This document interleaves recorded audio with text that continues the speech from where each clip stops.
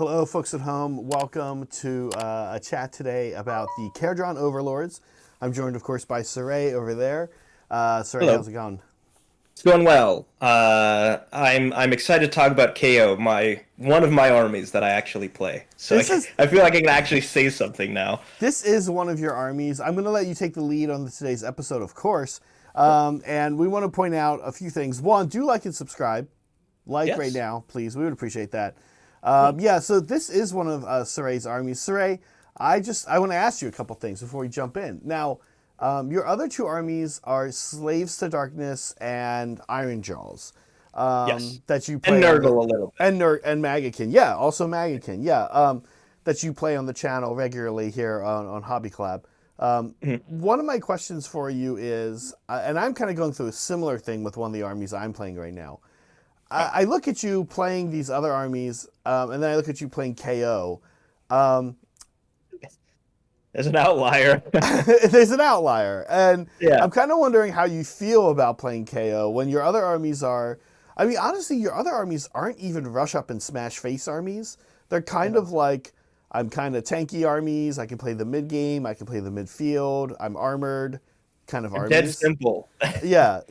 Well, Just walk forward and smash. yeah, and then you've got KO. What's up with that? Because You know, I doubt you're the only KO player who like it's I doubt many KO players have it as their only army, if that makes sense. yeah, So like I can see that. how does it fit in? It was a curiosity. We're going to talk about it when we get to the science in a minute. Like the most of the models didn't really appeal to me, but I think one day we were talking about what we needed for the channel, Oh and yeah. something about the ships was like, these ships are kind of cool. Oh, they're pretty expensive. So points wise, they're pretty expensive. So like, Yeah. to get a couple ships and basically have an army. It's a pretty Right. quick project. So I think also like salamanders wise, coming from like you were talking about liking the idea of an army that like jumps out and just starts blasting people at like short yeah, range. Yeah. Okay, yeah, I was great. big into the Land Raider aggressors in 40K. Yeah, great. Land Raider Okay, aggressors. yeah, that's pretty much what KO are. Okay, good. Folks, we're going to jump into some science here in a second. A reminder, if you want to show some support for the show, send us a question, send us a comment, make fun of us. People do that a lot. And also, we're trying to get 50 memberships, get the memberships by the end of this show. This show's run, the Scourge of Ghyran. We're at 17, and I don't know, are we halfway through yet? I have no idea. I just feel like this is what I do now. This is just All like right, let's do some science. Hit the what science we do music. now. Science music. Cue the science music. There we go. All right. Okay. So if you don't know, every show we do science. We're ranking every model in Age of Sigmar scientifically, not based on feelings. This is science. This is pure raw science, unadulterated. Okay, All right. here's where we are right now. We're down to 29. We're going to be at 32 today after we add these three, and this is sort of what looks, what things look like here. There's you see Coming up short, yeah. there's some natural breaks. Oh yeah, breaking. Tad's right. We probably don't need to look at the top. Let's look at the top of the list for posterity. I don't think we're gonna be hanging out there much today. Oh, okay. So here we go. First and foremost, we're going to judge the humble Arcanaut. Yes.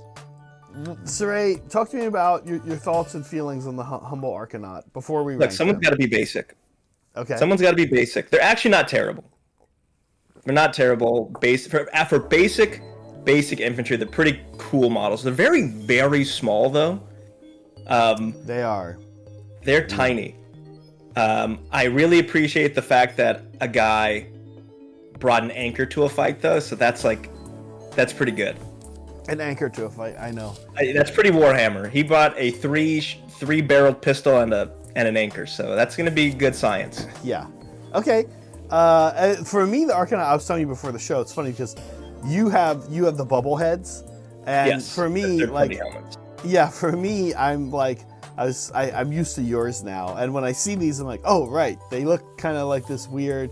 I was saying like these 80s steampunk movies, like Baron von Munchausen vibes, or like oh my gosh, I don't know, just like weird mechanical stuff, like the owl from the original Clash of the Titans, and just like Yeah. It's like a little it's very steampunky actually. but it's like 80s steampunky. It's not like Yeah. modern. It's like original Doctor Who, right? It's like very Very weird. Okay.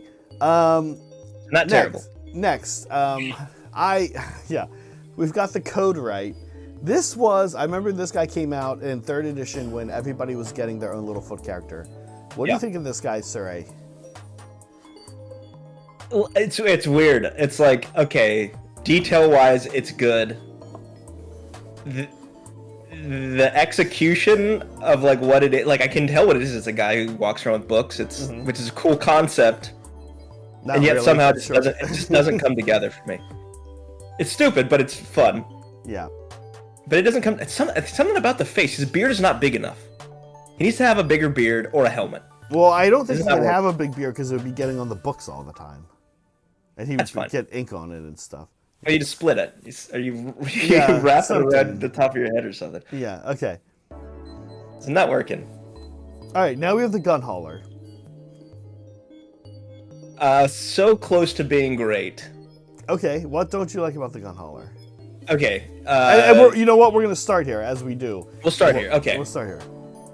I think this is actually pretty cool. Okay. I think I like so if you look at the actual hull of the gun hauler, it's almost like it's more like a convertible car. Yeah. As opposed to like a ship, which is kind of interesting. We talked about this with the Mortrait Guard, or is it Mortrait? We talked about this with another model. It's just a little bit too much going on. Okay. There's just too much shit happening.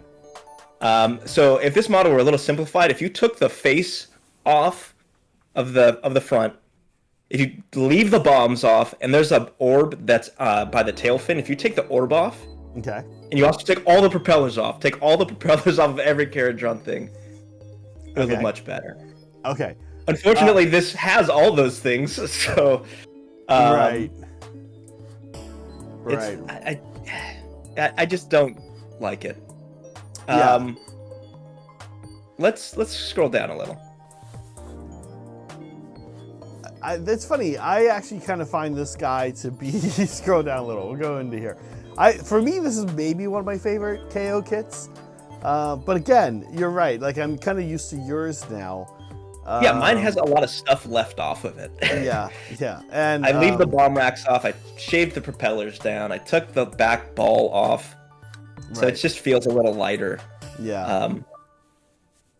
To me, this is. Scroll down more. Scroll down a little more. You got. Okay, this is right below Squig Hoppers for me. Okay. I think this is better than a Lord of Khorne. All right. I think it's cooler than that. Wow. Okay. I'm trying to think where I would put this. I would have put this in between Manskewer, Bolt Boy, and Clan Rat. Okay. I mean, I could also see. I don't feel particularly strong. Gun hauler. It's a gunstruck gun hauler, but I don't know. I just put gun hauler. Gun hauler. All right. All right. What's next? Back to the Arcanaut Company. Okay. Weirdly, I think these are surprisingly good. I guess I can hang out. Oh, okay. Yeah. Okay. I think this is right below Vigilors. I think these kits in person are actually pretty cool. I think the pictures don't really do them justice. Okay. They're very small, but man brought an anchor to a fight. Yeah. I like it. Arcanaut Company. Interesting. They need to be 2 wounds though, which is why they won. Come on. Yeah. Well, it's interesting. Like they have not solidified what a dwarf is really, right? We know an elf is a 1 wound, hits on 3, wounds on 4, kind of a deal. They haven't told us. We know what an orc is. We even know what a geist, i.e. ghost, is. But like, they're non-committal on dwarves right now. They don't know what they want, I think. Yeah. These are 1 wound, and then their Fire Slayers hero, are 2 wounds. Dude, their hero has 8 wounds. It's the same size. Yeah. What is happening? And Fire Slayers are 2 wounds. City Dwarves Fire Slayers are 1 2 wound. wounds. Yeah. What is? Figure it out. Well, here's my question, real quick. We should chat about this real quick. Let's chat about this in a second. After we discuss the code right. This poor guy. Uh, Should I go down? it's only the face, actually. Okay. It's really only the face. A helmet. So like a helmeted version of this guy could be cool.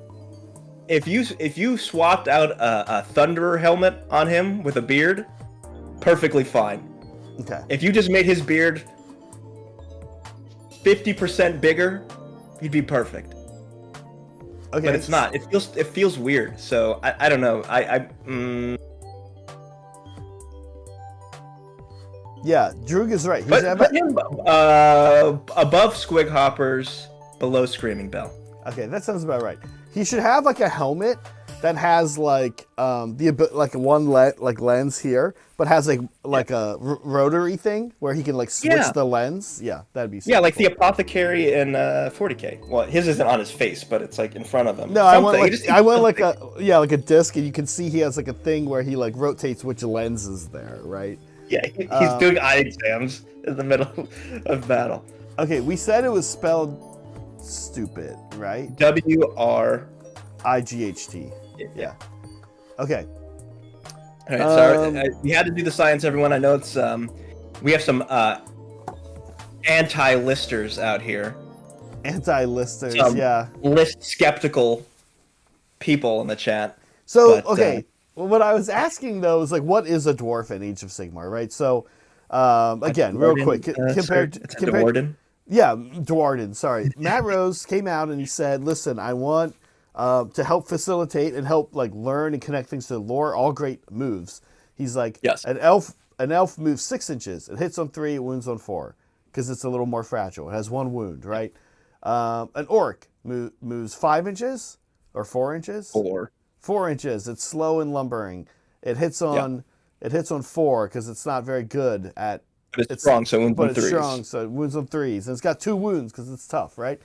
Yeah. Dwarves have not been solidified. Do you want are dwarves 4-inch movement? What, 3 hit and wound on 3? 2 wounds? That's basically a stormcast. Are dwarves? Yeah. The elite humans? Like, I mean, stormcasts aren't really humans. It's like that same Space Marine thing. Well, they have lower movement, so. They have a little bit more movement. They're a little faster, I guess, right? Yeah, 1 inch. It's not enough to matter. But then they have 1 wound, right? So I guess it kind of makes sense. But the problem is that that's not what all dwarves are, because fire slayers are completely different. No. No. That's what I'm suggesting. Like, should fire slayers be different? Like, why are they different? Like, Daughters of Cain are crazy elf ladies. They're not different from Lumineth. Like, it's the same. Yeah, I mean that's the problem. Is dwarves don't. They made the chart and then they didn't. You're right. They didn't make one for dwarves because dwarves are all over the place. Right. Because even within the KO book, you have Thunderers who are 2 wounds. Right. Well, no, I know it's super bizarre, and so that's my question. Like, where do you rein a dwarf in? Like, what if you're gonna say we need a final stat line for dwarves? Folks at home, I'm asking you guys too.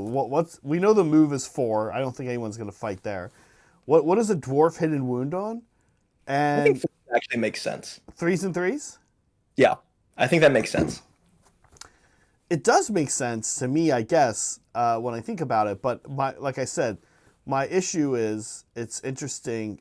Move 5, hit on 4, wound on 4. That's too fast. Too fast. Yeah, what the hell?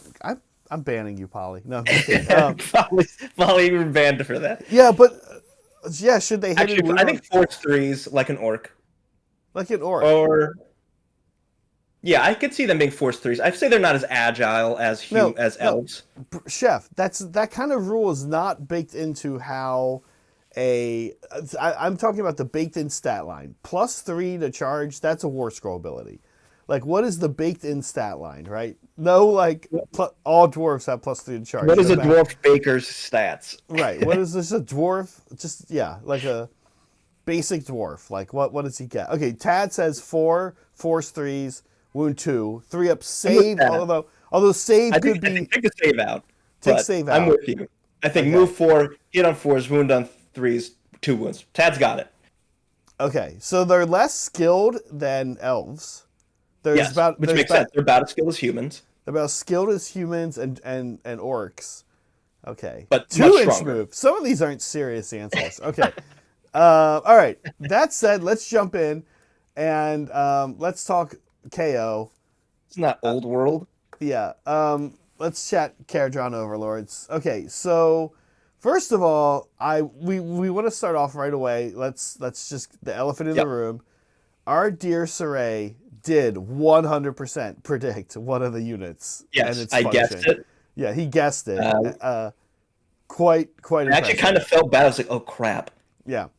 I hope they don't think I leaked this.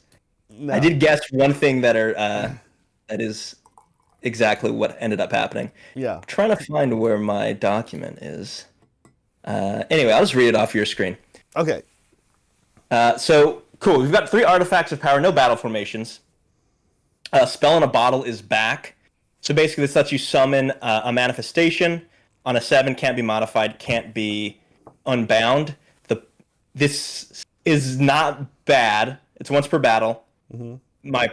The downside is it's a 7, so you can't summon a Kron Spine. Yeah. You can't summon Purple Sun.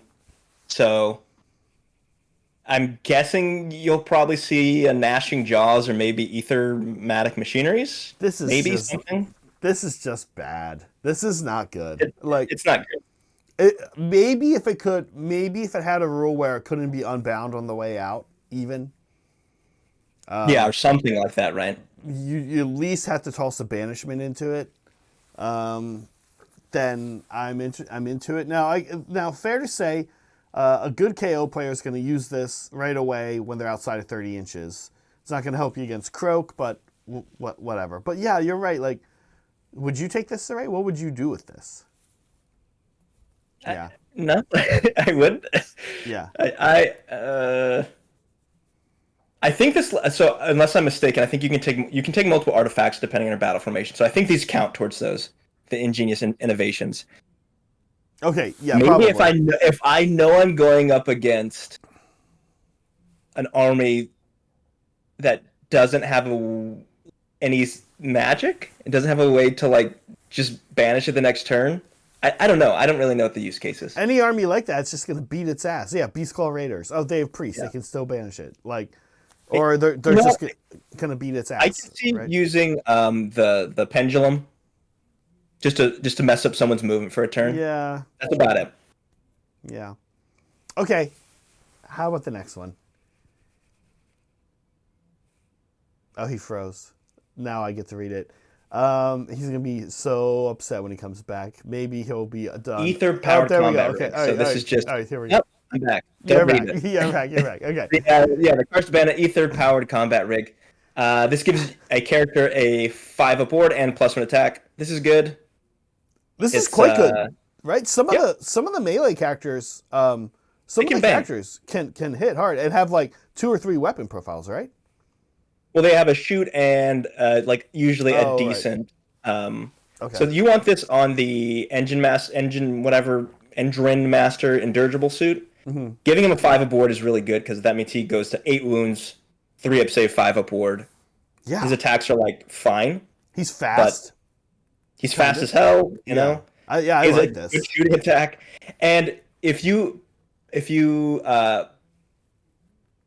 combo this with the grudge, which means you double damage towards one unit, or one, having an extra attack, doing double damage is pretty nuts. Yeah. So. Okay. Then we have the Emberstone Flare. Yep. This is a weird one. I think it's good though. So you pick a friendly Kharadron Overlords unit that has flying and is not in combat. And then you remove that target from the battlefield and set it up, again, wholly within 9 of this unit and 9 inches outside of an enemy unit. Once per battle, so it's like whatever. Being able to just pick up a unit from across the board is pretty good. I mean, this army already has a ton of movement. Right. That's what Polly's saying in chat, which is kind of true, yeah.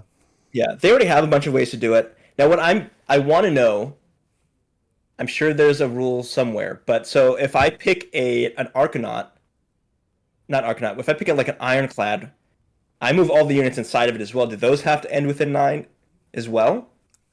My guess is yes. And so that's probably the intention. It doesn't say that, but being able to move 20, thunderers right in your face, even if they have to stay outside of 9. That's still nuts if you're not expecting that.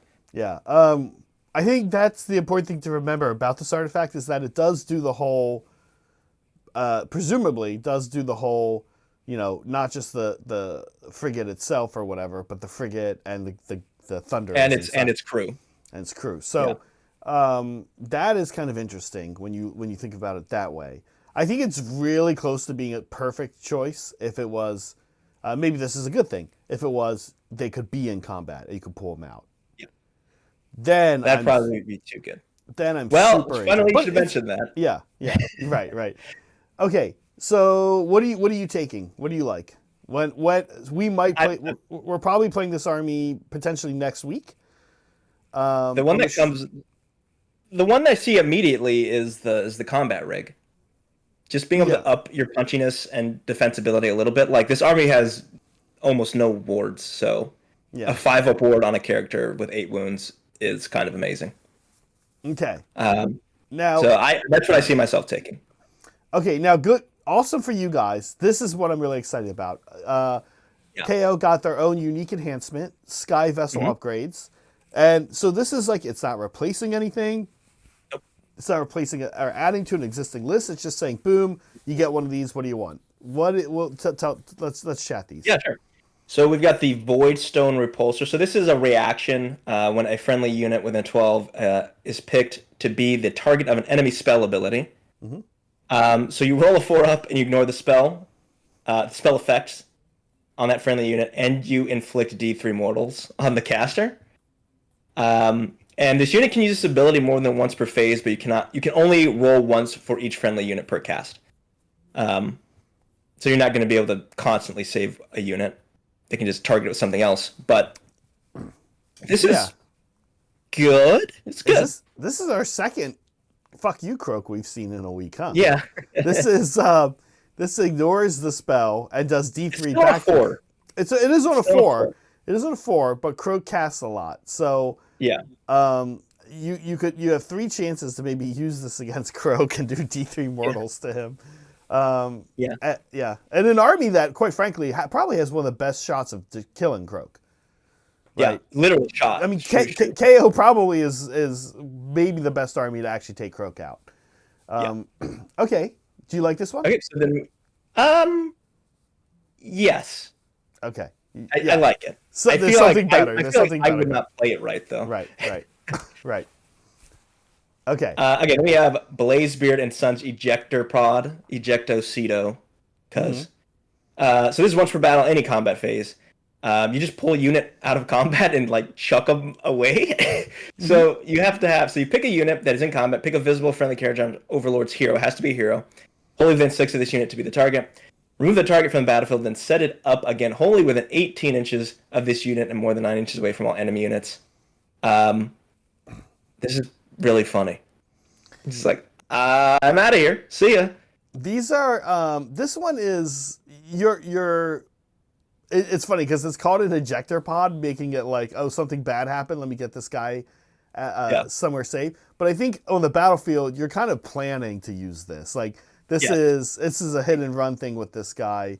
You run in, you do some damage somewhere, then you're going to get countercharged. He's now tough with a 5-up ward. He tries to stay alive for 1 turn. He off defenses, whatever he's got to do, and then you launch him the next turn. And well, no, it's in the combat phase, so it's before fights. Well, right, but that's what I'm saying. He's gonna have to survive 1 round, right? Well, maybe not actually. Like no, it's before fights. Well, sorry. So like if you jump him down and kill something, and he's in, I'm saying if he's still remaining in combat with whatever if he didn't kill the thing. Otherwise, you're right. It's even better than that. He's just gone right away. If you get charged and are like, oh wait, I was out of position, you can just leave. This is also very good for like, what's the order? Slay the tyrant. It's like, slay the tyrant. Yeah. Actually, I'm out of here. Yeah. See ya. Fail your battle tactic. It's or not... even just moving them into there's a lot of ways to screw up battle tactics with this. The big problem with this that I see is you're kind of not able to necessarily use him as like a lone come get me trick that your opponent might see coming, but might have to deal with anyway, because he is going to have to be wholly within 6 inches of a ship. So if he bounces out of combat, whatever they charged will at least probably just get to attack the ship after a pile-in, which means, like, you know, you're probably maybe still giving up an asset. I don't know if it's as interesting in that way.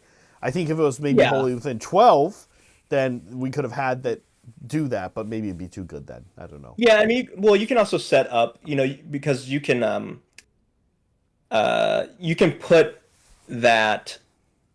this character right on the 6-inch edge, right? So when they charge it, if they charge him and not the ship, you know, they are not going to get as many models in. That's probably very true. That's very true. Yeah. Okay, then the last upgrade we're going to talk about is the Zonbarkor Deal Breaker Battle Ram. So this is, you choose a vessel. If this unit charges phase, pick an enemy unit in combat with it to be the target. Roll a number of dice equal to the unmodified charge roll. For each 4, inflict 1 mortal damage. This is neat. As Tad points out, old Stonehorn rules. Yeah. It's good. I think, honestly, this is one I will probably take most, but I'm not building around it. Right? Yeah, but I mean, why not, right? Like, the big problem is the ships don't really do much damage on their own. But this, you know, you have the thing where it charges and everybody gets out, right? Yeah, you're putting this on a frigate, probably. Okay. And because, you know, the thing with the frigate is that's your, like, one melee. You know, you're going to let everything inside of it fight first anyway. So that's probably what this is for, just to help you along finishing, you know, making sure you do that little bit of extra damage when you want to do damage melee as opposed to shooting. Yeah, it's like 3 mortals on average. Yeah. You know, over the course of a game, it's like 3 mortals. It's not bad. 3 mortal damage, yeah. Yeah. Okay, so real quick before we move on, you say this is the one you think you take the most. How do you feel about the other 2? They all have uses. They're all pretty interesting, right?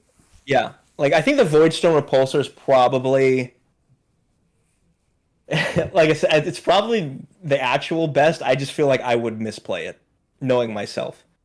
It's also only useful if you're going up against a magic heavy army. When we play our matchups here, folks at home, such as we have a game tonight, right? We do list Taylor a little bit, but only in that we wouldn't take, for example, this against Saray wouldn't take this if he was playing against Corn. A Corn or whatever, right? Honestly, even a unit like Nighthaunt, which doesn't really cast magic on enemy units, right? That much, or daughters. So if I know I'm going against Seraphon, it's like, well, this is probably useful. Yeah. But you might take this to a tournament, right? You might take this to a GT because it's discouraging at the very least. Like even on Croak, I think it would affect how much, you know, somebody would want to be targeting you over the course of a game. Right. Okay, we got some War Scrolls here. Should we start with? Yeah, should we start with your call here? So this is the one I called a couple of shows ago. So the variant of the Grunstock Gun Hauler is you drop the transport capacity. You have no transport capacity. Sorry, is any of this different? Is any of the sorry, you can't see my arrow. Is any of its circle different?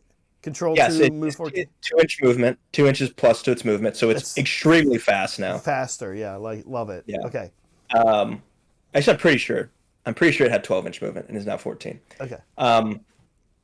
You don't have a choice anymore. You just get Sky Ordnance, which is just better. It's 3 attacks, force 3s, rend 2, 3 damage, so that's quite good. Yeah. And you lose the bombing attacks, you know, where you fly over a unit and you do mortals. Yep. And instead you get melee weapons, which are slightly better than what you normally have. It's 4 attacks, hit and wound on 4s, rend 1 d3 damage. So it's not like crazy, but it could finish something. These are you could honestly, between the mortals, if you gave this guy the mortals, Yeah. And this, you could count on this guy doing 4, 5, 6 points of damage in a round of combat, like finishing something off. Why not? Yeah. But what's interesting is the attack squadron passive. So they want you to take 2 of these. While this unit is wholly within 12 inches of another Grunstock gun hauler, it can use the shoot ability even if it uses the run ability. So you run and shoot as long as you have another one of these wholly within 12. Which also means they're giving each other 6-up. Oh wait, no, they don't give each other 6-up wards. I think the gun haulers don't give it to each other. Oh, let's take a look. I'll check that while you're doing your thing. Yeah, they might. They might. While you're reading the internet, I'll check it. Yeah, I'll read the internet to people. I'll read this. And then they have the fighter vessels. This is any shooting phase. So if you use the shoot ability, you can move D6. So a little bit of extra move. I mean, this army already has a ton of movement.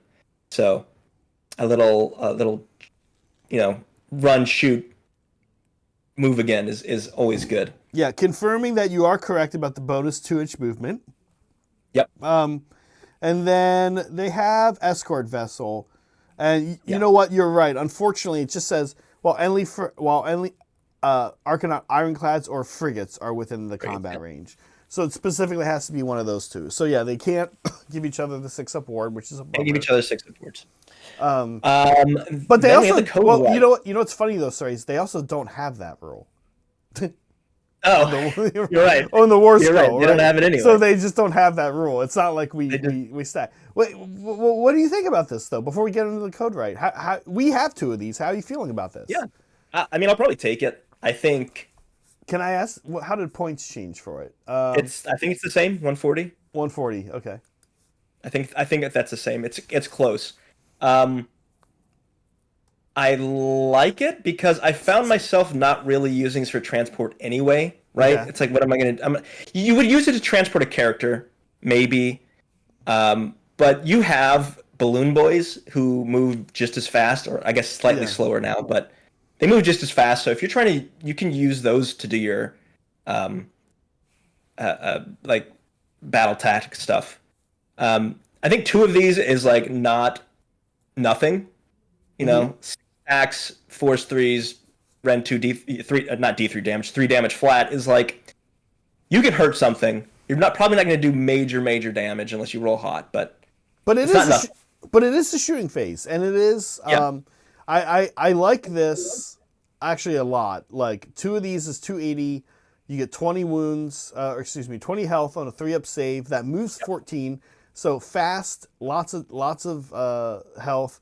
Can't take control from a monster. Can't take objective from a monster. But like, it's a lot of shots, and they can be wherever you want them to be. Especially because they can run and shoot. Run and shoot with 15-inch range. The range is a little short, but still, like it's a 29-inch threat range. A roll of 1 is 30-inch threat range minimum. Yeah, and I like the jump, shoot, jump. It's cute. It can keep them alive a little longer when they do their shooting, and it's like, okay, cool. You know, after a 12-inch movement from a crazy scary monster, I now have a 3-inch charge because you're 15 away. But after, if you do the jump, shoot, jump, it's like, cool, now it's a 7, it's a 9, maybe, if you get lucky. I don't know, I like this, yeah. Yeah, I can see myself bringing 2 of these next time. Yeah, we should definitely try him out. Especially because we won't be trying out the next guy, because he's been historically so awful and pointless. He's not terrible. I think, well, let's talk about it. Okay, so we have the code, right? I don't think anything changed about his characteristics. Are you saying the current one's not terrible? This version's not terrible. This version, okay. Okay, we have the code right. Nothing impressive about his stat line or anything like that. Yeah. We'll go straight to the abilities. So any hero phase, he gets vexed points. These are basic. So this guy's basically a weird priest. Okay. He gets D3 vexed points. And then he can use that in any hero phase for, he can use All Right, Listen Up, which is, if this unit is wholly within 12 inches of a friendly non-hero Kharadron Overlords unit, you can pick a visible enemy unit within 18 inches of this unit to be the target, then choose to spend either 3 or 6 vexed points. So you pick one of the following effects to apply to the target for the rest of the turn. The first one is, do you see how fast they're going? If you spent 3 points, you subtract D3 from the target's move characteristic. If you spend 6, they just have their move characteristic, which is good. Okay. Then you have those weapons are against regulation. If you spent 3 Vex points, subtract 1 from the wound roll for the target's combat attacks. If you spent 6, you subtract 1 wound and 1 rend, which is good. This reaches across the board. It's basically a 30-inch range, because it's 12 inches from him to the Overlords unit, and then 18 inches from whatever unit you've inspired to enforce law.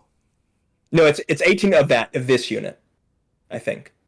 I think it's 18 within 18 inches. Oh, of the code, right? okay. So so you need both, but it doesn't chain off like that. You have so many ways to move units around the board anyway. Yeah, you're gonna be where you need to be at. With KO, I'm always like, how far away can you? Because like Polly says, I'm thinking as a Tau player, how far away can I remain and still use my ability, right? Yeah. Okay. Okay. What's interesting? The 2 abilities are not bad. Okay. I think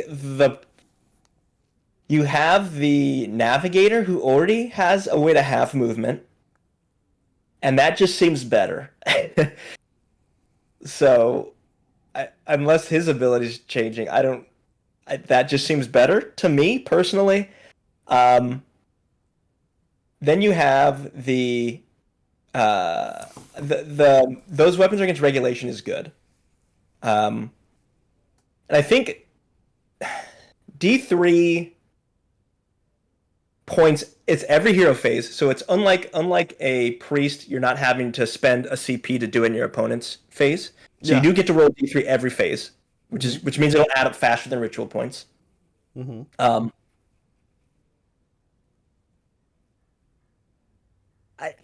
I still don't see myself taking this.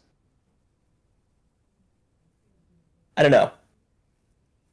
Yeah, how he's currently, he's currently 80 points, and what he currently does is, he has like what's nice about what he currently does is it's 3 Kharadron Overlord units, and there's no range, so you just pick 3 units anywhere on the board, and you roll 3 up, and you either give them +2 to their control, +1 to run and charge, or let them retreat without taking mortals. All okay abilities. Weird that you're trying to get these abilities on a 3 up. These are like 3 pretty mild abilities. These are very mild abilities. These are like Minus 1 to wound is good. Minus 1 to wound is good. No. Sorry. I'm saying compared to the regular one. Yeah, exactly. No, his new abilities I think are solidly medium abilities, right? Yes. Like, and you don't get them on a 3 up. Instead, you have this point system, so you at least know if you're going to get them or not for the most part. Yeah, I would say that having something's move characteristic not on a die roll, just knowing that you're going to get to do it next turn, is super powerful. And there are some things that are very hurt by half move. Vanguard are a great example of this. Vanguard go from 10 to 5. Stonehorns, Yeah, Stonehorns go from 10 to 5. These are really big problems. Stonehorns I think of less a little bit, interestingly, because mostly like, a player's using 4 or 5 Stonehorns. But Vanguard are one of those, or same with like Prince Vordry, right? Prince Vordry now, or Vanguard, these are things that your opponent has probably one of, and they're using them in a very particular way to do a very particular thing early in the game to set the pacing of the game. And that's what Vanguard do. And when they don't get to do that, I've literally played games against them with the Flinger or something else that affects the movement of them. And it is like, oh, this unit's out of the game. Devastating to the Chaos player. So that's good. And my Sword to Wound's strong, but you still think probably not on this guy? Pass? It's closer than ever to making the list. 110 is in other places than yes, maybe. Mectoplasm, I just want to pointing something out that I didn't catch actually. Yeah. So it says any shooting phase. Well, so you're right. If you use this in redeploy, he shoots in redeploy. So you get a free redeploy with your with your shooting phase. Yeah. No, dude, so, good shout, Mectoplasm. I think the gun hauler ability is the gun haulers are wild. I think the only problem with the gun haulers, back to them for a second, is that it wants you to take two, and then they're not necessarily too set up to like help each other out all that long. Yeah. And what I mean by that is two things. So one, let's say they only have to be wholly within 12 of each other, but like I would want to see more things where you could apply one thing and it affects both.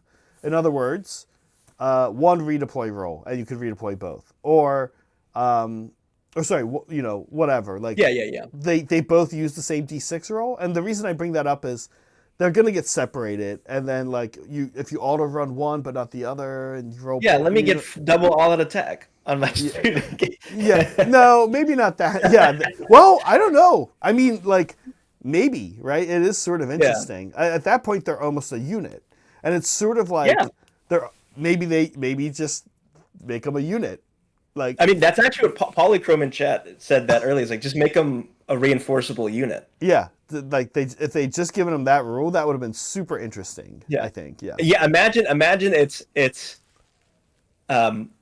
instead of these two units have to be wholly within 12. It's this unit is two models that have 12-inch coherency or something like that.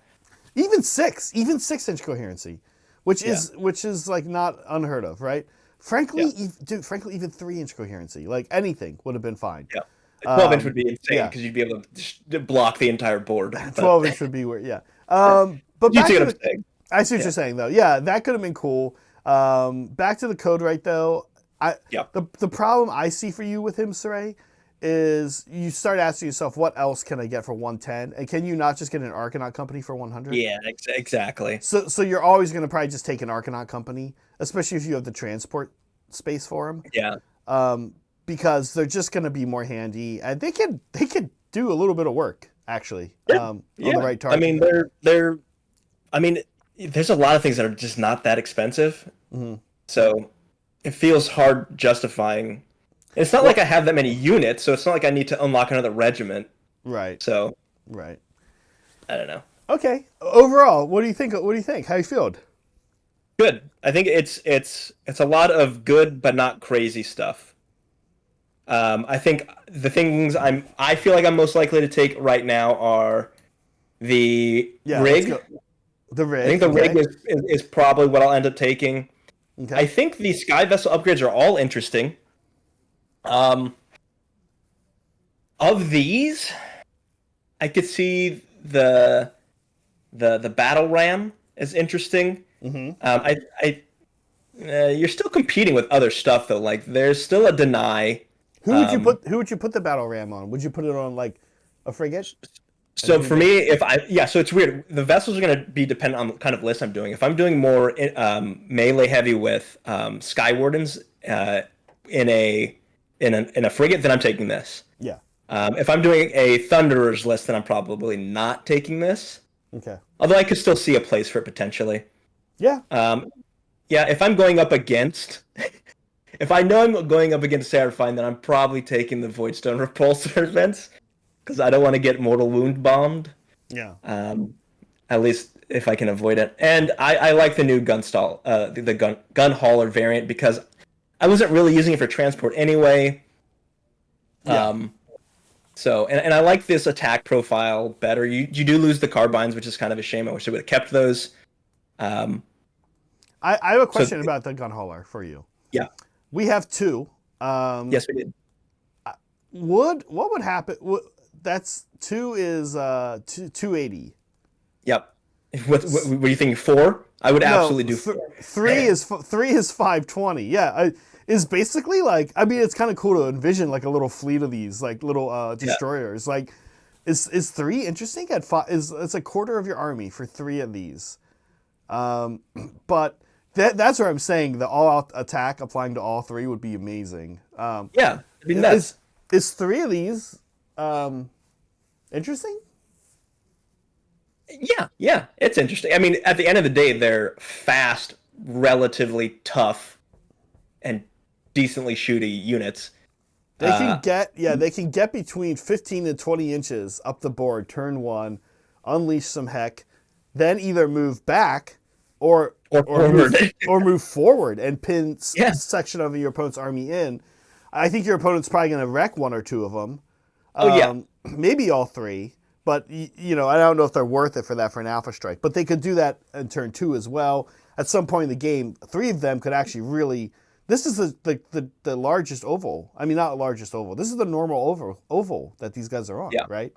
It's not like they're on a tiny little cav one. No, they're not. And I think you point out 3. How many points is that? That's 280. That's 520. According 520 for 3 or 4. That doesn't seem right. No, no, that's not right. Sorry. No, because it's 420. 420. Yeah. So then 420. I mean that. Nobody, by the way, nobody in chat corrected that. Nobody in chat corrected any of my math at any point. Just pointing that out to chat. Okay, moving on. It does start to get interesting. That's a little. It's more firepower than a frigate, but no melee punch like a frigate. But you have a lot more speed and you have more board presence. So then it would be 560 for 4. So list dependent, I could see 3 being interesting. Okay. Like if I'm doing Thunders, then yes, I could see it. That's a nasty shoot. I mean, that plus Thunderers. The Thunderers would have to be, I guess, in a frigate or an ironclad. I don't know. That's. Are you talking about pure firepower? I think 3 might be more. It's 9 shots. No, I'm saying I'm saying the list would be 3 of these guys. What? Yeah, 10 an ironclad and a bunch of Thunderers. Yeah. That's kind of. I mean, that's kind of scary. Honestly, as a list. That's a list where if you get caught out of place, it's definitely over immediately. But yeah, for the KO player, right. The but KO I mean, player. The damage potentially your enemy if you the damage output is quite scary though. Yeah. Okay. Interesting. All right. Asymmetrical too, right? Because if you're just shooting and they're not doing anything back, it's like right. Yeah. Oh, I'm playing Tau. Yeah. Interesting. Okay. Last thing we kind of want to talk about. This came up in Hobby Hang in our Discord last night. We were chatting about some of the armies and what they've gotten. And I was starting to realize that I think there's this approach going on as the studio went through and made these, where it looks like they're here to fill in gaps. And I'm starting to think we're seeing that for some of the gaps are internal balance. A good example of that, I think, is Cities of Sigmar. Cities of Sigmar had some very good builds that they didn't really need help. But they went in and they said, well, here are the things that do need help, right? It's the cannon. The cannon's okay. The Cavaliers need help? The Cavaliers. I think the Cavaliers were being sort of outclassed by either taking the cheap kind of throwaway elf ones or by taking the or you were just taking bricks of dwarves that were the tar pits, right? I don't think people have been looking at the Cavaliers as a tar pit. But hopefully I think they will. Right. By contrast, 2 of the factions I feel that we saw that we looked at and we went, meh, were Blades of Khorne and Flesh Eater Courts. I would submit 2 armies that I think don't really need help. And what the Flesh Eater Courts did get was help for this character that no one's taking, and has really never taken since the model has come out, which is the Gore Warden. I think that's pretty much on. I think, Blades of Khorne are doing fine competitively. I think that the problem with them is internal balance, right? And so we've seen a little bit of that getting addressed. Maybe not enough. But Blood Crushers for sure were this unit that people were like, why doesn't this thing do, why don't these guys do anything? Right. Like, it doesn't feel right at all. Likewise, I think Blood Crusher, the Mighty Lord of Khorne, I think I don't know that he was on anyone's radar. I wasn't hearing anyone like Khorne. I wasn't playing a Khorne player, of which I've done a lot. We're doing tonight, actually, as a matter of fact. I'm doing tonight. I haven't played a Khorne player and had him be like, man, I really, well, I would be taking a Mighty Lord of Skulls, but they're not very good. Like, Yeah. no one ever said that. So, Well, yeah, GW. The reason no one's taking the Mighty Lord of Khorne is because you can't buy him separately on the site yet. yeah. You can only buy it in the Spearhead box. That's why no one's buying it. We're still waiting for you to also to break up that first edition starter box from 9 years ago. Yeah, I think though, looking ahead, if you're watching this and you're thinking, well, I'm really excited for the stuff that's going to come out of my army. You and I each play an army that I think is in pretty good shape right now. I'm not expecting much. I'm not expecting much. Darkness is not getting anything crazy. No. Hold on. I think Ironjawz, I wouldn't expect much if I were you. And I think for me, Deepkin. I'm not expecting much from Deepkin. And I'm not expecting much from... With Deepkin, the obvious... There are some obvious... Nobody's taking the infantry, really. Reavers sometimes, but nobody's taking Thralls. And with... And also, Sharks are a little... Maybe they do something with Sharks, but they did just drop them 40 points. Yeah, what else do you need? Yeah, with Ironjawz, where are the spots that you're like, why would I ever do this? Like... Yeah, I take everything. I mean, Gorgruntas, I guess. Oh, Gorgruntas. They're kind of like the Blood Crushers. So. But even Gorgruntas at least have a role, kind of. Like, you know what I mean? They're fast for your army. They are kind of tough, and they're kind of a tar pit, right? Yeah. Slaves to Darkness. I don't know where to begin.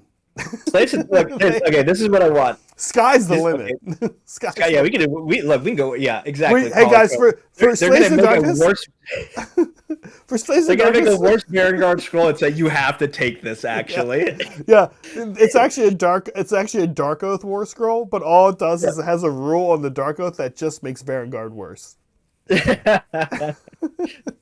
All Vanguard in this army cannot fight twice. Why would you take this? Yeah, the sky's the limit on them. But I feel like it's gonna be Wilderfiend Dark Oath stuff. I would like to see Wilderfiend would be interesting. Yeah, I think the Wilderfiend is probably gonna be. I don't think anyone's taking. Well, no one's taking much Dark Oath stuff.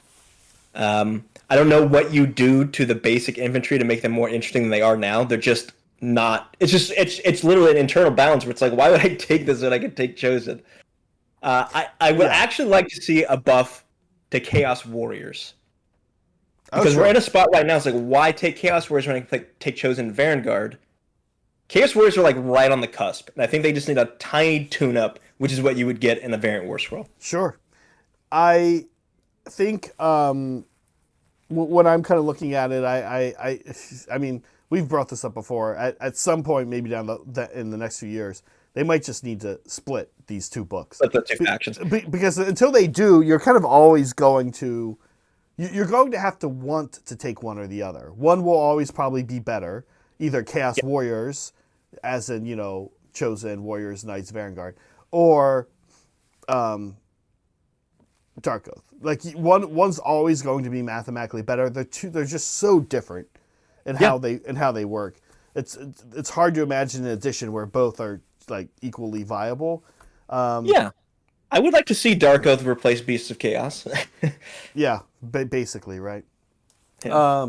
Okay, well, I think we did it. Let's see. Oh, Kevin says you can reinforce the gun hauler. Is that true? Unit size 1. Oh, yeah. Well, hey. Oh, whoa. wow. Oh, wow. Kevin. So Kevin this is coming in and... This is very funny. I pulled back to this in the middle of us talking about it to check the unit size. And I was like, oh, it's only 1. But I didn't look down here. I didn't look at the note. Thanks for pointing that out. Wow, I suddenly very much like these. Yes. Yeah, now we definitely need 2 more. Wow.